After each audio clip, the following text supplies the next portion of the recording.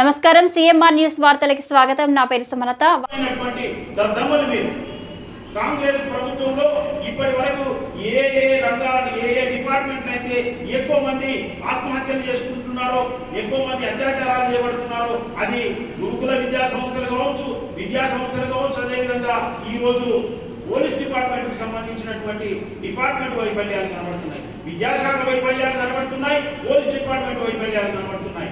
ఏం చేస్తున్నారు మీరు? యువతను మత్తులో దించుతున్నారు.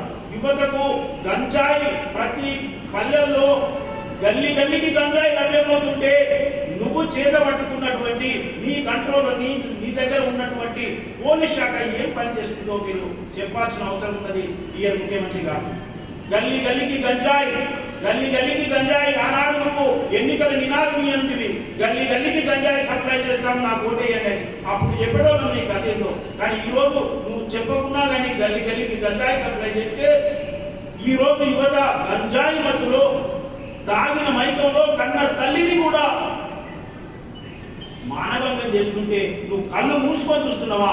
నువ్వు పోలీస్ డిపార్ట్మెంట్ నీ దగ్గర పెట్టుకొని ఏం చేస్తున్నావు? నీతో ఏం చేతనైతే పోలీస్ డిపార్ట్మెంట్ దగ్గర పెట్టుకున్నావు. నీకు విద్యాశాఖ నడపరాదు. నీకు విద్యాశాఖల అక్కడ చక్కగా గురువులు అన్నం పడుతుందని, లేకుండా మాకు అన్నం చక్కగా లేదంటే అప్పుడు మెను మార్చి అప్పటికప్పుడు ఏదో చేసినాం అనిపించుకోవడానికి చేతులు దొరుకుతున్నారు. ఇవల్ల అడుగడుగులు అత్యాచారాలు జరుగుతున్నాయి. మహిళల మాన ప్రాణాలకు రక్షణ లేదు.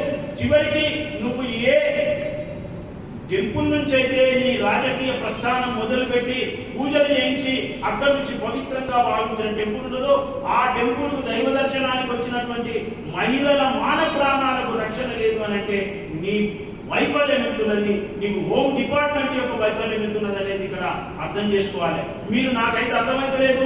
ఇవాళ బీసీ మహిళలను, ఎస్సీ మహిళలను, ఎస్టీ మహిళలను టార్గెట్ చేసి ఇట్లా ఈ సంఘటనలు జరుగుతున్నాయని అనుమానం వస్తుంది. షాద్ నగర్ లో ఎస్సీ మహిళ మీద అత్యాచారం జరుగుతుంది. ఇక్కడ ఏకంగా మానవాళాలు జరుగుతాయి. ఇంకొక మన ఎస్టీ మహిళ కొల్లాపూర్ లో ఎస్టీ మహిళను 10 రోజుల పాటు నిర్బంధించారు. ఆమె గిరిజన మహిళ.